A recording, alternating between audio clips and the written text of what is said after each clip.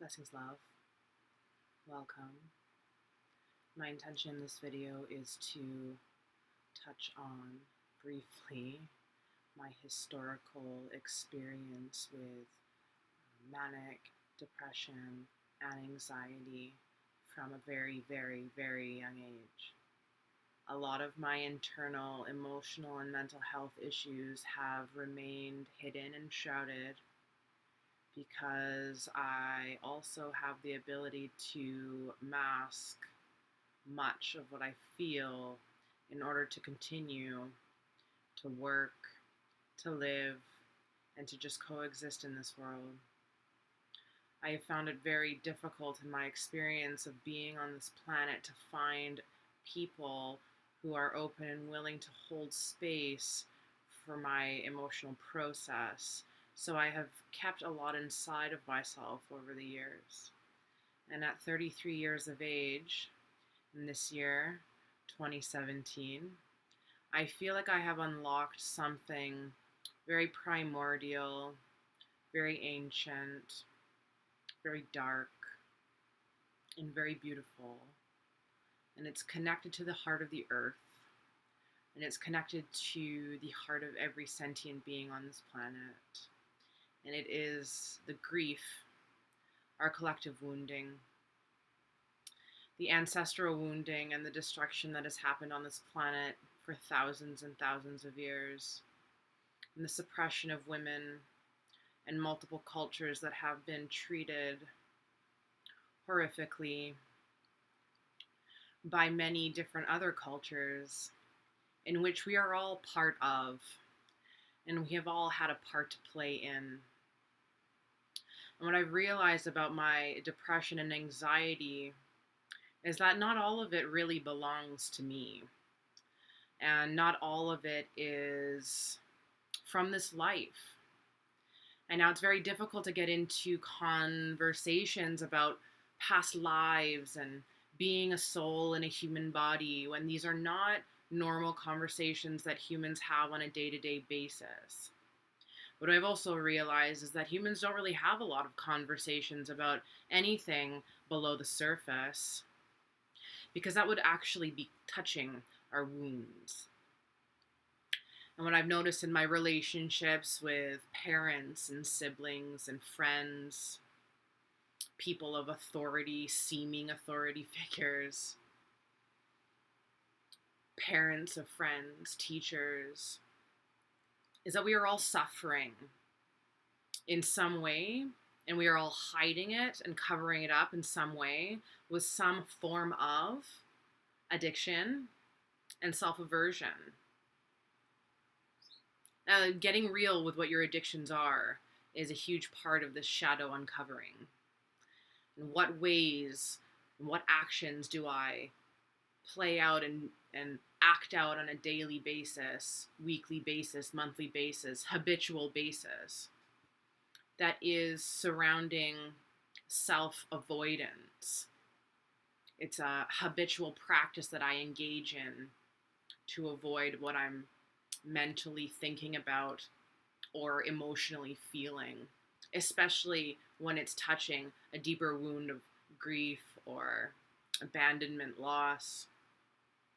There are so many emotions that I have been disconnected from that I did not know how to even express what I was even feeling. I could only describe sort of sensations in my body, but a lot of the times when I feel and have felt triggered by someone, a lot of the times as a very close friend, a lover, I would turn away and walk away as if what I was feeling was just about that one person, and that person was the reason why I felt the way that I did. But in reality, that person in this relationship that I was in with them was just a reflection back to me, a mirror of my own wounds. There's got to be a shift in the way that you perceive yourself in your life, and the way that you think about your life, and the way that you feel about your life, and the way that you think and feel about what has happened to you in your life. You have to dig deeper. You have to be willing to uncover the things that you don't even know about yourself. There is something about the shadow dance, the willingness to go into the darkness within yourself by exploring your stronger emotions and your darker thought processes, like suicidal desires, for example, which I have been dealing with quite a lot this year after going through some pretty traumatic events and multiple grief periods and loss, and just unexpected events can cause the psyche and the mind and the body to go on a journey through time and space. And sometimes the idea of just leaving here seems so much easier than having to continue to endure the mania and the drama and the psychosis of other people, whether they're in our actual significant like circle, family, friends, co-workers,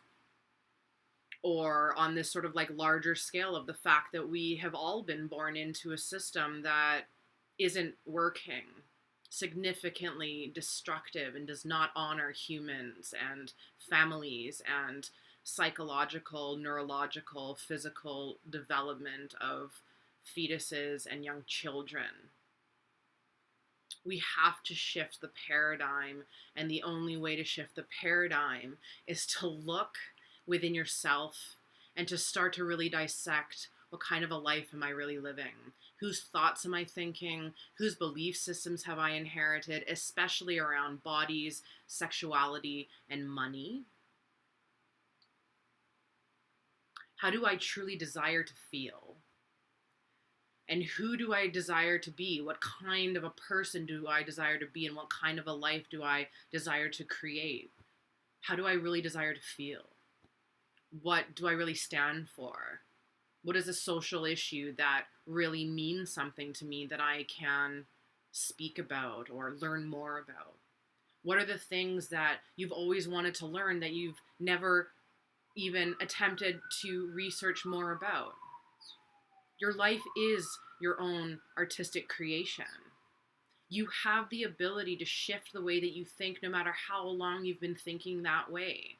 Most of what we think and feel has been an implantation since before we were born. Our brains were created by our environment and the humans that brought us up. But we also have the ability to take our sovereignty back and to question our thoughts and our belief systems and to create new thoughts and belief systems that feel better to us. But we actually have to get real with what's not working, what is destructive, what am I addicted to, what am I afraid of, what do I really need to shift and change, what relationships need to end, what environments need to change, what self-care practices am I really wanting to carry out but feel blocked to? What emotions do I refuse to acknowledge that continue to come up like a surge through my body? Am I willing to look at that incredible amount of energy as it courses through me? Or will I continue to be habitually rejecting myself? Self-rejection is very painful. And the way that the brain processes that, I can barely even explain it to you. But I can say that it has been scientifically proven that when a human feels rejected by an outside source, the same part of the brain lights up as if that person was physically harmed. So the pain centers in the brain are light up when rejection occurs. So what would really happen when we continue to self-reject? One of my most trusted self-care practices is using words to shift my thoughts and feelings. So when I start thinking in a habitually negative or self-destructive way, I will either read something or speak an affirmation that will help deviate that habitual negative mindset. And this is not to like feign positivity or spiritually bypass reality. This is actually attempting to rewire my neurological process because I have been habitually thinking in a negative way for my entire life.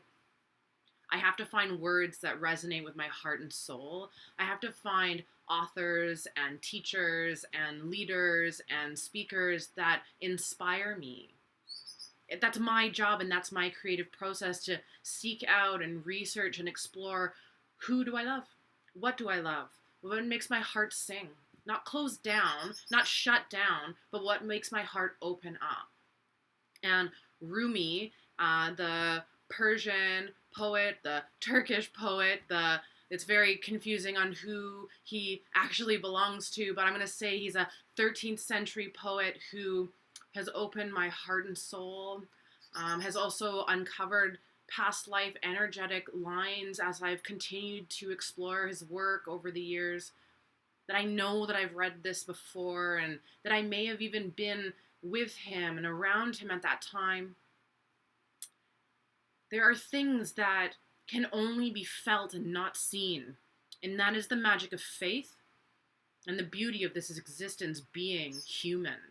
Not everything can be proved. Not everything is science explained. Phenomenons and synchronicity and universal procession of solar and lunar energies, these occurrences are esoteric in nature, meaning you are the one that gives meaning to them in your own existence, in your own life. No one can tell you what your experience means. No one can tell you what you're going through, what you need to do, and you have to wake up to that reality, is that you did not come to Earth to pay someone to tell you what to do. Whether that's like going to work at a job that you don't even have a heart-centered connection to, or feeling really confused and out of it and allowing somebody who appears to be a teacher to just tell you what's wrong with you and what exactly you need to do, and if you don't do these things, this is what's going to happen to you. It's not how life works. The paradigm shift is that you need to learn how to think for yourself, and you need to seek out teachers that are willing to walk alongside you and not lord over you and tell you what you are and who you are. You have to get real, though, with why you continue to allow for people to tell you what to do. And you can shift the energy. If it's so easy for me to just give my power away to others, what would happen if I could just keep that energy within me and start to create curiosity within me? And how can I show myself true love? And what does love really mean to me? And what is loving to me? My own version of that. My own beautiful artistic creation. The love I never received. The love I truly desired to receive is for my own creation. And so in this, I like to share this beautiful poem by Rumi called The Guesthouse. It's very well known and it's shared quite often all over the world to help people be more aware of themselves mindfully as a being, a spiritual being, and that your humanness is expansive and that all emotions are welcome here, and that you need to learn how to confront and come to know the nature of all of your seemingly undesired emotions. Your rage, your sadness, your frustration, your disappointment, the ocean of your grief. It's very much connected to the heart of the earth, and I feel her every day as I continue to open my heart up further and further into my own life. I plug in deeper into the earth without even knowing it. And this is the gift that we're all being asked to come back to at this time. Come back into your physical body. Offer yourself your own kind of love. This human being is for you, and it is a gift, and it is time for you to enjoy. Now, to learn to enjoy. Enjoy. This being human is a guest house. Every morning a new arrival, a joy, a depression, a meanness, some momentary awareness comes as an unexpected visitor. Welcome and entertain them all, even if they are a crowd of sorrows who violently sweep your house empty of its furniture. Still, treat each guest honorably. She may be clearing you out for some new, delight. Do you feel that? The dark thought, the shame, the malice. Meet them at the door laughing and invite them in. Come, be grateful for whatever comes, because each has been sent to you as a guide from beyond. If you could start to see your emotional process as an assimilation of all the lives that you've ever lived as a spiritual being on earth, and that every time emotion is triggered into plain view by a new experience, trust that if this was a brand new experience that I had never been hurt or traumatized before, I would be approaching this in a neutral fashion. I would be able to just look at myself and be like, okay, I'm cool. It's cool. We're cool. But really, we have so much sadness and darkness and longing within our being that keeps coming into view, and it keeps coming up, and it keeps exploding forth, and it's showing up in our body as illness. Time for reclaiming the body, mind, soul. And this is your choice. And you always have a choice. And you can begin again anytime. And if you're willing to show up to your being, if you're willing to open the door of your house to your own heart and soul, you will change your life. Trust me. I feel you. I love you. Don't give up.